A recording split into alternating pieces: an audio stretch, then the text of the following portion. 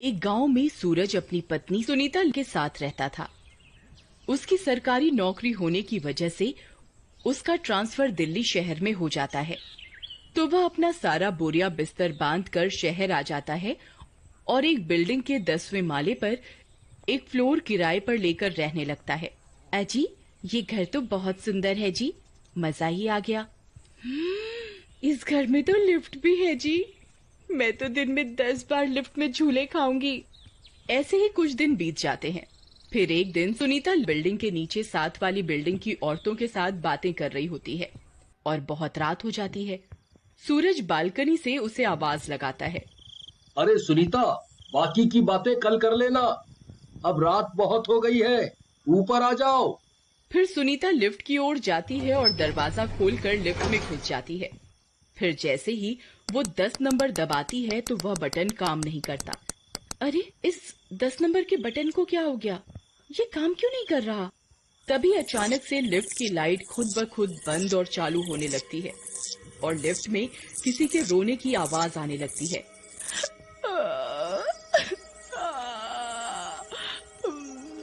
और सारे बटनों की लाइट जल बुझ होने लगती है।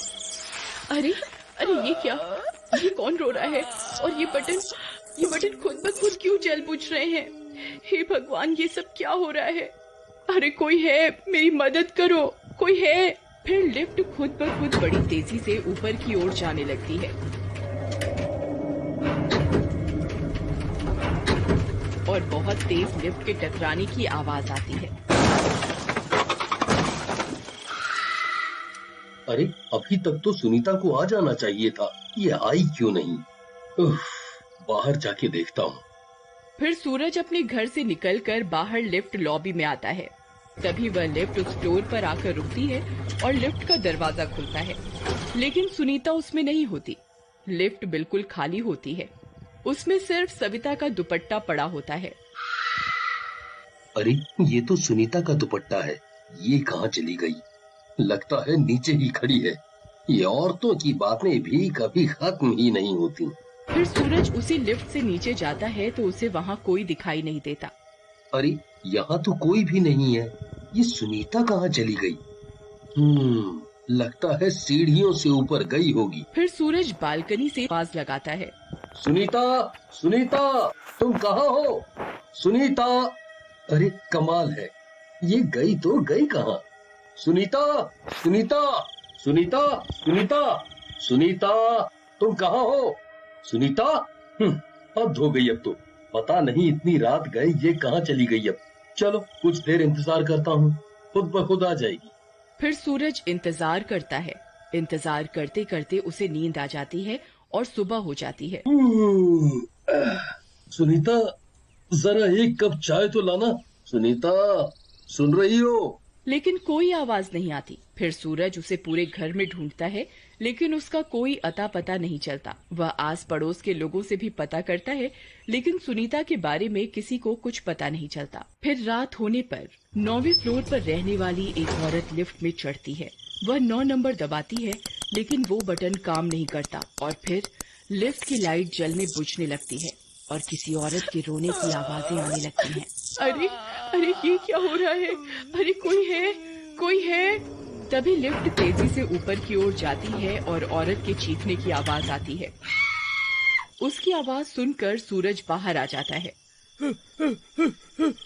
अरे कौन है, कौन है? फिर कुछ देर बाद उस औरत का पति अपनी पत्नी को तलाशता हुआ सूरज के फ्लोर पर आता है। सूरज भाई, तुमने मेरी पत्नी को देखा क्या? अरे नहीं भाई, मेरी पत्नी तो खुद कल से गायब है। मैं पूरा दिन उसी की तलाश कर रहा हूँ। पुलिस कंप्लेंट करवाने जा ही रहा था तो किसी औरत की चीख सुनाई दी। तभी वह लिफ्ट वहाँ आकर रुकती है। उसमें उस औरत का दुपट्टा पड़ा होता है। अरे, ये तो मेरी पत्नी का है। मनोज भाई, मुझे भी कल मेरी पत्नी का दुपट्टा लिफ्ट से मिला था। आखिर माजरा क्या है भाई? चलो भाई, बिल्डिंग के सिक्योरिटी इंचार्ज के पास चलते हैं, उसके पास सीसीटीवी की फुटेज होगी। फिर वे दोनों बिल्डिंग के सिक्योरिटी रूम में जाकर सीसीटीवी फुटेज देखते हैं। उसमें सविता लिफ्ट में घुसती हुई दिखाई देती है, लेकिन जब लिफ्ट खुलती है तो वो नहीं होती। मनोज की पत्नी के साथ भी ऐसा ही होता है। ये सब देखकर वे लोग चौंक जाते हैं। आखिर दोनों औरतें कहाँ गईं? सभी बिल्डिंग वाले डर जाते हैं और कोई भी डर के मारे लिफ्ट यूज नहीं करता। मनोज भाई, हमें अपनी पत्नियों को किसी भी तरह ढूंढना होगा। भाई, इस लिफ्ट में सिर्फ औरतें ही गायब हो रही हैं। रात होने दो, मेरे पास एक तरकीब है। फिर रात होते ही मनोज और सूरज अपनी अपनी पत्नियों के कपड़े पहनकर औरतों का भेष बदल लेते हैं और लिफ्ट में चढ़ जाते हैं। मनोज भाई, ये लिफ्ट सिर्फ औरतों को ही अपना शिकार बना रही है और तुमने ये औरतों के कपड़े पहन लिए हैं। भाई, मुझे तो कुछ ठीक नहीं लग रहा। मुझे लगता है हमने ये औरतों का भेष बदल कर सही नहीं किया। अभी भी वक्त है, चलो लिफ्ट से बाहर निकल जाते हैं। भाई, तुम डरो नहीं, मेरी तरकीब जरूर काम करेगी। इसके अलावा हमारे पास कोई और रास्ता भी नहीं है। तुम डरो नहीं और 10 नंबर का बटन दबा दो। फिर सूरज डरते डरते लिफ्ट में 10 नंबर का बटन दबा देता है। तभी लिफ्ट की लाइट जलबुझ होना शुरू कर देती हैं और डरावनी डरावनी आवाजें आने लगती हैं। अरे, मर गए रे सूरज भाई, ये क्या हो रहा है? मैंने तुमसे पहले ही कहा था औरतों का भेष बदल कर लिफ्ट में मत चढ़ो, लेकिन तुमने मेरी एक नहीं सुनी। अब क्या होगा? तभी वह लिफ्ट तेजी से ऊपर की ओर जाने लगती है। फिर वो लिफ्ट तेजी से ऊपर की ओर जाती है और सीधा ऊपर छत पर जाकर खुलती है और वहाँ दोनों को कोई शक्ति अपनी तरफ खींच लेती है। अरे, मर गए रे। अरे भाई, मेरी तो टांग ही टूट गई। तभी उन्हें उनकी पत्नियां सामने टंकियों के साथ बंधी हुई दिखाई देती हैं। बहन जी, आप जल्दी से नीचे भाग जाइए, यहाँ एक भूत है, वो आपको भी हमारी तरह कैद कर लेगा। अरे सुनीता, ये मैं हूँ, देखो मैं। अजी आप, ये आप हैं? अजी आप आ गए, जल्दी से हमें आजाद करवाइए, नहीं कहीं वो शैतान ना आ जाए। फिर वे दोनों अपनी पत्नियों को आजाद करवाते हैं। तभी वह शैतान वहां आ जाता है। कौन हो तुम दोनों? जल्दी से अपना नाम बताओ।